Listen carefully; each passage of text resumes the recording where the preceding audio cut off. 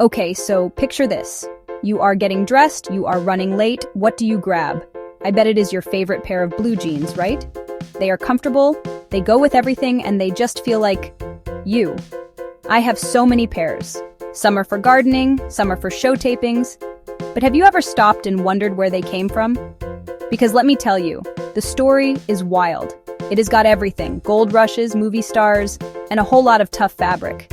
They started out as something for hardworking people digging for gold and building railroads. Can you imagine? Your comfy weekend jeans were once the uniform for some of the toughest jobs out there. It all started way back in the 1800s. The world was a different place. Let's pull on our favorite pair of jeans and take a little trip back in time. This is going to be fun. Our story begins in the bustling port city of Genoa, Italy, during the late 16th century. Genoa was a maritime powerhouse at this time, its harbor teeming with ships and its streets filled with sailors and fishermen.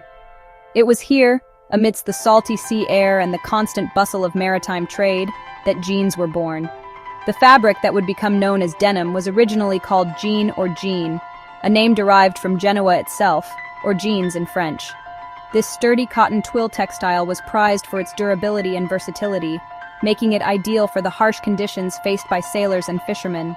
But it was not just the fabric's toughness that made it popular among Genoese mariners. The truly ingenious aspect of these early jeans was their design.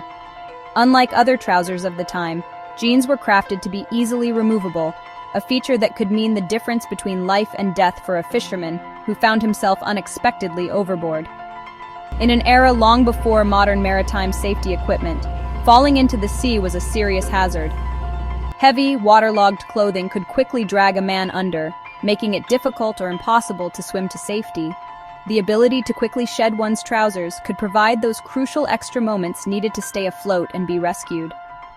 As trade routes expanded and sailors traveled the globe, the practicality of jeans began to be recognized beyond Genoa's shores. The garment's durability made it ideal for all manner of demanding work, from sailing to mining. Our story continues with a guy named Levi Strauss.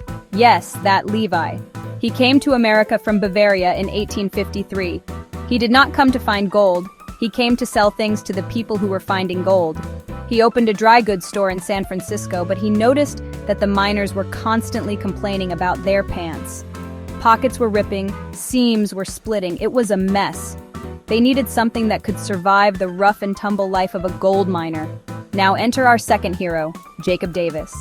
Jacob was a tailor from Latvia who was living in Reno, Nevada. He was looking at the metal rivets he used to attach straps to horse blankets and thought, He decided to use those same copper rivets to reinforce the weakest points on the pants. But he did not have the money to get a patent. So he wrote a letter to Levi Strauss, explaining his invention and proposing they go into business together. Levi agreed, and on May 20th, 1873, patent number 139,121 was granted. The blue jean as we know it was officially born. For a long, long time, blue jeans were just for work. They were a symbol of the American working class. Then, something amazing happened. Hollywood. In the 1930s, Westerns became super popular movies. Suddenly, everyone wanted to look like their favorite rugged movie cowboys. And what were those cowboys wearing? You guessed it, blue jeans. Dude ranches became popular, and what did city folk bring home as a souvenir? A trusty pair of blue jeans. They were a symbol of their rugged, fun vacation. Then came the 1950s. This was the era of the teenager, and they found their uniform in blue jeans. Movie stars like Marlon Brando and James Dean made jeans the official uniform of cool. They were dangerous. They were a symbol of rebellion. This got jeans banned in a lot of places. Schools, theaters, and restaurants would not let you in if you were wearing them. But you know how that goes. The more the adults hated them, the more the kids loved them. They were not just pants anymore. They were a statement. Let's talk about that tiny little pocket inside your big front pocket. The one that is too small for your phone, too small for your keys. Well, back in the day, it was a watch pocket. Cowboys and workers would keep their pocket watches in there to protect them. Why are they called blue jeans? The blue part comes from indigo dye, which only sticks to the outside of the threads.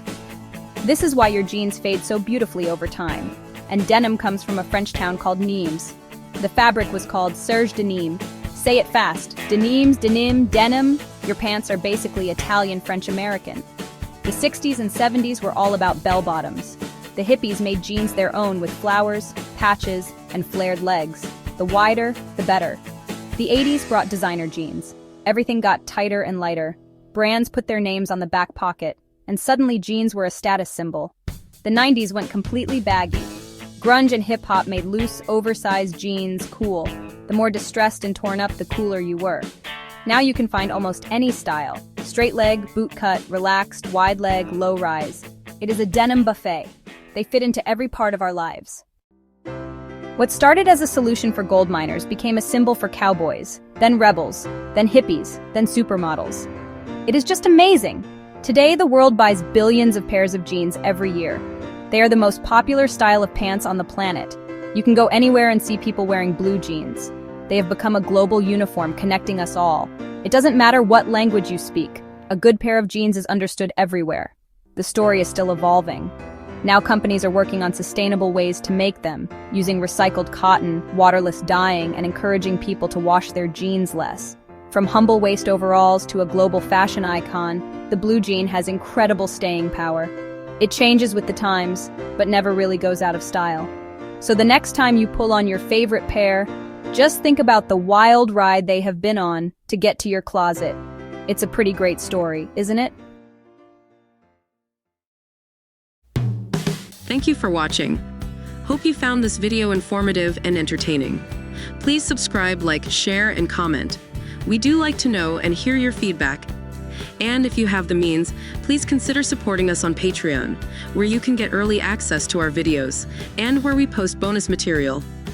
Till next time, this is Geeky Tidbits saying cheers and have a good day.